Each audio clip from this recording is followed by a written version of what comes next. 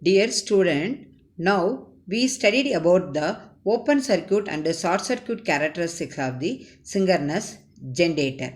Under this topic, we studied about the purpose of open circuit and then short circuit test, and then what is the circuit diagram of open circuit and then short circuit test, and then how to draw the open circuit and the short circuit characteristics. From the open circuit and short circuit characteristics, what are the parameters to find? First, we studied about the purpose of open circuit and short circuit test. The first one is, it is used to find the synchronous impedance per phase, which is denoted by Zs. And also it is used to determine the voltage regulation of the synchronous generator. For these two purposes only, we conduct the open circuit and then short circuit test on synchronous generators. Now you see the circuit diagram.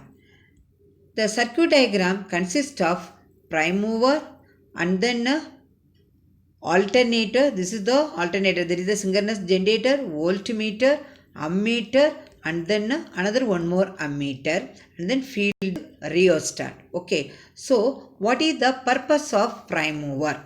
The prime mover is used to give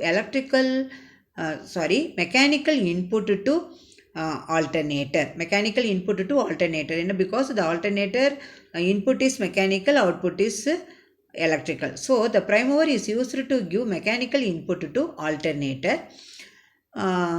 Star connected armature winding is used for alternator, and then this is the field winding of the alternator. The field rheostat is connected in series with the field winding of the alternator. This field current is used to measure the field current IF of the alternator. This voltage is used to measure the open circuit voltage of the armature. This ammeter is used to measure the rated current or full load current or armature current under short circuit condition.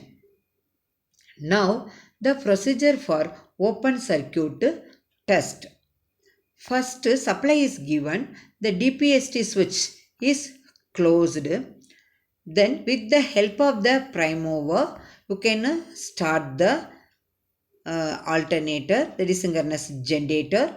So the both are run at synchronous speed because both are coupled at the same speed only. If the speed variation is there, you can adjust the field rheostat of the prime mover, then you can set the rated speed of both machine. Okay, now the before start the experiment of the open circuit, the DPST switch is kept at open condition, and then the field rheostat of the alternator is kept at the maximum position. Now you can vary the field rheostat of the alternator from maximum position to minimum position. This is the direction, maximum position to minimum position, and then note down the corresponding field current IF, and then open circuit voltage, that is the line value of the open circuit voltage, by using this voltmeter. Both are tabulated in the tabular column. This is the open circuit test. Then the short circuit test. What is the procedure for short circuit test? Okay, you can after conducting the open circuit test, but the open circuit voltage is taken beyond the rated voltage, that is until the rated voltage is reached to 110% of the rated voltage, you can conduct the open circuit voltage. After conducting the open circuit voltage, the field rheostat of the alternator brings to its original position, that is the maximum position. Okay, now you can close the DPST switch. You can close the DPST switch. Then you can vary the field rheostat of the alternator and then set the rated current in the ammeter. Now you can note down the corresponding field current and corresponding short circuit current and then tabulated. So only one reading for short circuit test. Now you see the procedure. What are the procedure I told you, which is shown in the slide only. Okay. Then this is the procedure for short circuit. So the open circuit characteristics is in the shape of the BH curve, and then the short circuit is the straight line because only one reading only. Now you can see the graph. Okay, see, this is the open circuit characteristics. The open circuit characteristics is drawn between open circuit voltage for phase E0 and then the field current IF. You can draw the OC curve, that is the open circuit characteristics. Okay, OCC. So this is the air gap line. What is mean by air gap line? Okay, the straight line. The straight line is called as the air gap line. So what is the use of air gap line? The air gap line is used to divide the field excitation for any voltage into 2 points. One is, that means it is required to force the flux across the air gap. Another one is it is used to required to force it through the remainder of the magnetic circuit. Suppose the air gap length is shorter, means the air gap line is steeper only. So this is the open circuit characteristics. Okay, now you can see the short circuit characteristics. So this is the short circuit characteristics. The left hand side figure only represents the short circuit characteristics. The short circuit characteristics is drawn between the armature current, or the short circuit current is along the y-axis. The field current is taken along the x-axis. You can draw the short circuit characteristics, which is nothing but the straight line. Okay, I already told you the open circuit characteristics is the BH curve. You can see BH curve. This is the open circuit characteristics. Open circuit characteristics is the BH curve only. Now you see the open. This is the BH curve only. Okay, but in the short circuit test, it is the straight line only. Okay, this is the short circuit characteristics.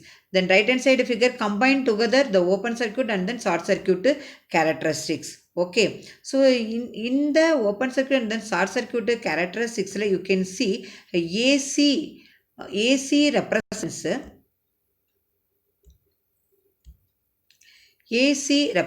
the short circuit current IC, and then the AB represents the open circuit voltage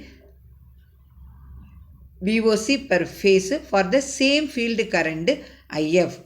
That is the, here suppose this is O is the origin, mean OA is the same field current for the open circuit voltage and then short circuit current only. Okay, now from the open circuit and then short circuit characteristics, how to find the synchronous impedance ZS per phase and then synchronous reactance XX per phase. From the circuit diagram, you see ZS, that is the impedance is nothing but what? Voltage divided by current. Here the voltage is nothing but what? AB. The current is nothing but AC. Now you see the formula ZS, synchronous impedance per phase, ZS equal to open circuit voltage per phase and then short circuit current per phase for the same IF. IF is nothing but what? OA, same IF. Okay, and then VOC is nothing but what? AB, and then ISC is nothing but what? AC. So therefore the synchronous impedance per phase ZS equal to that is AB divided by AC from the OC and SC characteristics. Okay, then the another formula for synchronous impedance per phase, if we know the value of synchronous reactance XX and then RA. So therefore the Z is equal to root of RA squared plus XX whole squared. The RA is determined by using DC resistance test.